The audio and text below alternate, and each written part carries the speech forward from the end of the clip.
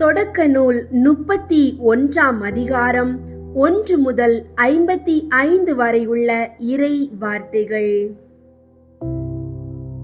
யாக்கோபு லாபானிடம் இருந்து தப்பியோடல்.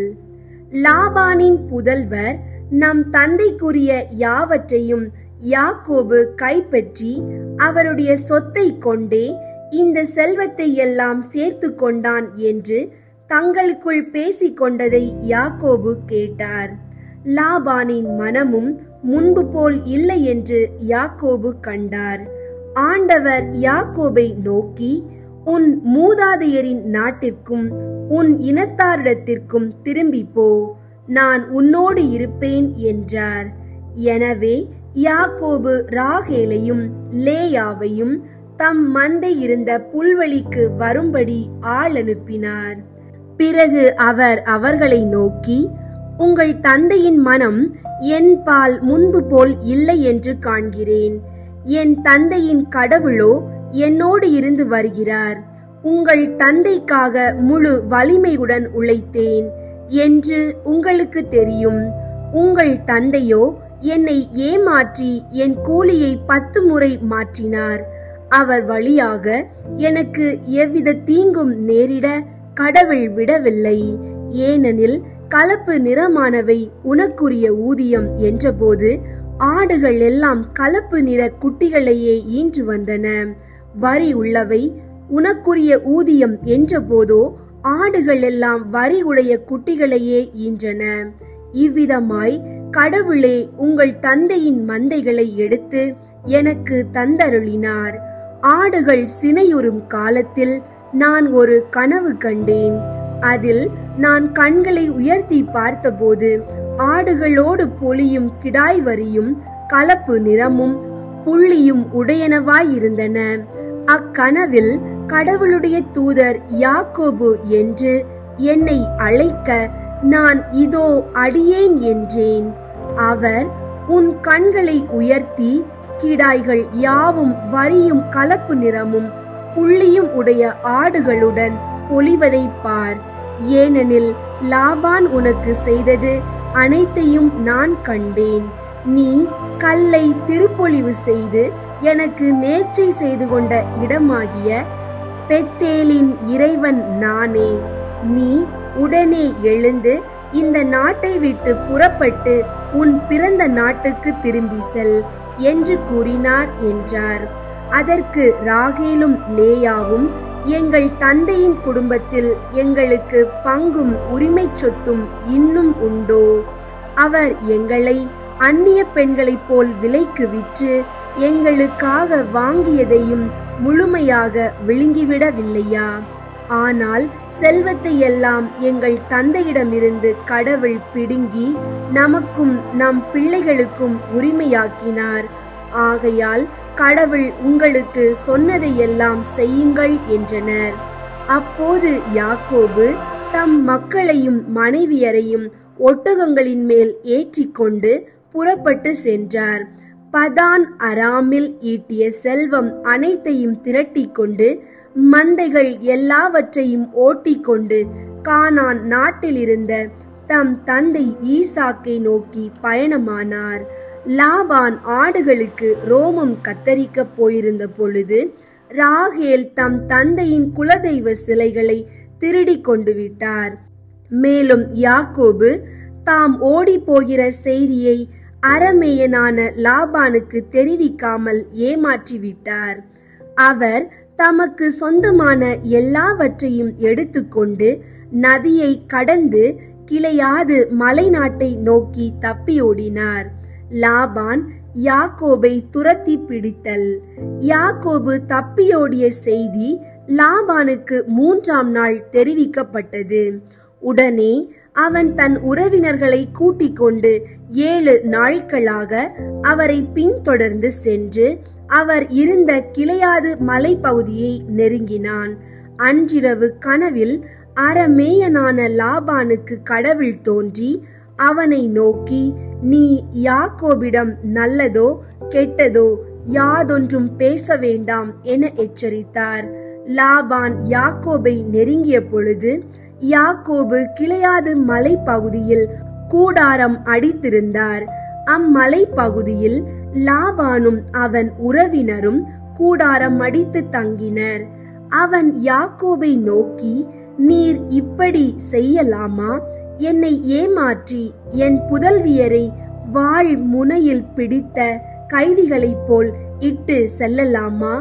எனக்கு ஒன்றும் தெரிவிக்காமல் என்னை ஏமாற்றிவிட்டு ஏன் ரகசியமாய் ஓடி வந்தீர்? நான் மேளதாள வாத்தியங்களுடன் மகிழ்ச்சியாய் உங்களை வழி அனுப்பி வைத்திருப்பேனே. என் பேர பிள்ளைகளையும் புதல்வியரையும் நான் முத்தமிட விடாமல் செய்துவிட்டது ஏன்? நீர் முட்டாள்தனமாக நடந்து கொண்டீர்.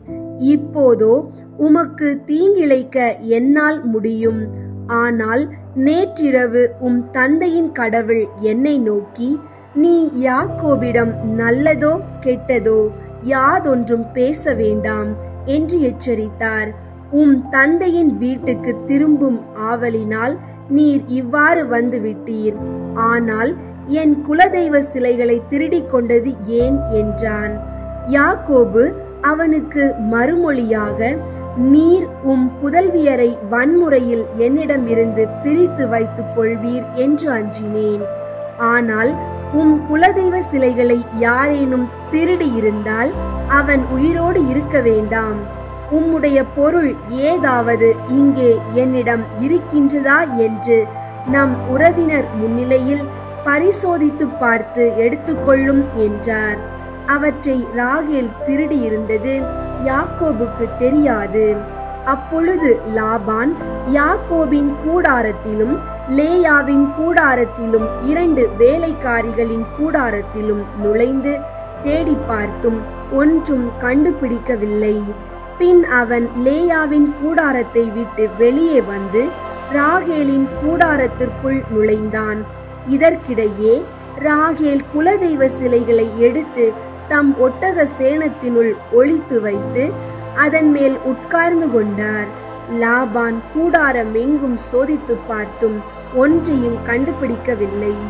அவர் தன் தந்தையை நோக்கி, என் தலைவராகிய முன்னிலையில் என்னால் நிற்க முடியவில்லை என்று சினம் கொள்ள வேண்டாம், ஏனெனில் நான் மாதவிலக்காய் இருக்கிறேன் என்றார்.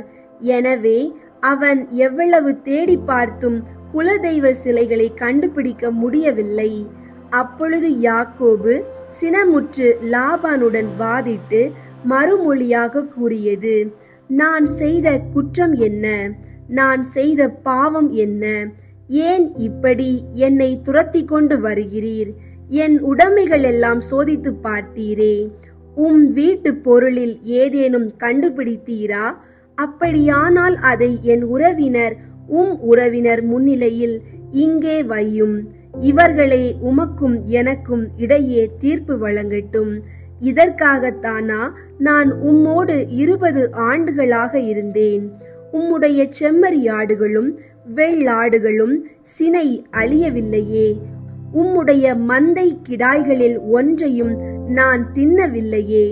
கொடிய விலங்குகளால் அடிபட்டவைகளை நான் உம்மிடம் கொண்டு வரவில்லையே. மாறாக அவற்றிற்கும் ஈடு செய்தேன். ஆனால் இரவிலோ பகலிலோ களவு போனவற்றிற்காக நீர் என் கையிலிருந்து ஈடு வாங்கிக் கொண்டீரே. பகலில் கொடும் வெயிலும் இரவில் கடும் குளிரும் என்னை வாட்டின. அதனால் என் கண்களுக்கு உறக்கமே இல்லை.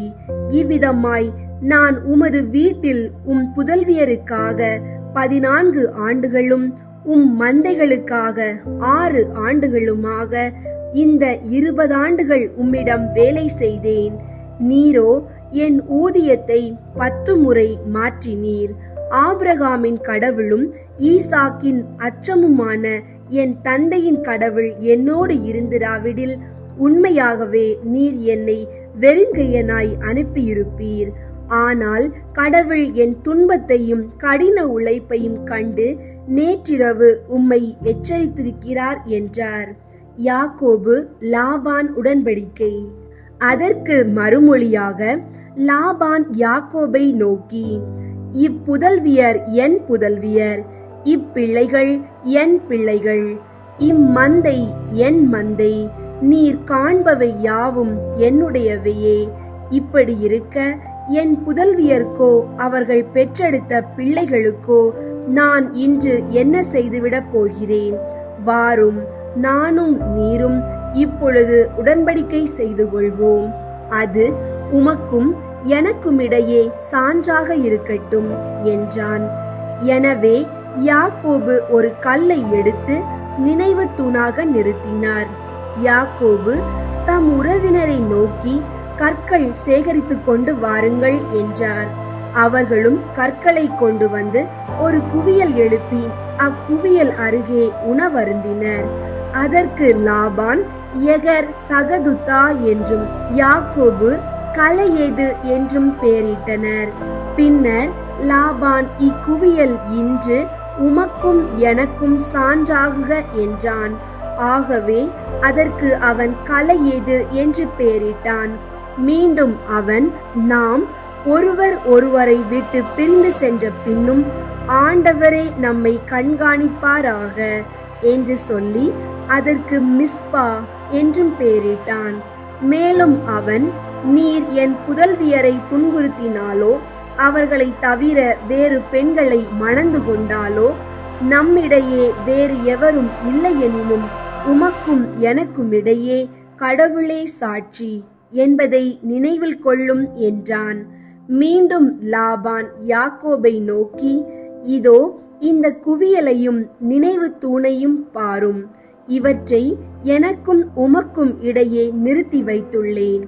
நான் இந்த குவியலை கடந்து வந்து உமக்கு தீங்கிழைக்க மாட்டேன் என்பதற்கும், நீர் இந்த குவியலையும் நினைவு தூணையும் கடந்து வந்து எனக்கு தீங்கிழைக்க மாட்டீர் என்பதற்கும் இந்த குவியல் சான்று, இந்த நினைவு தூண் சான்று.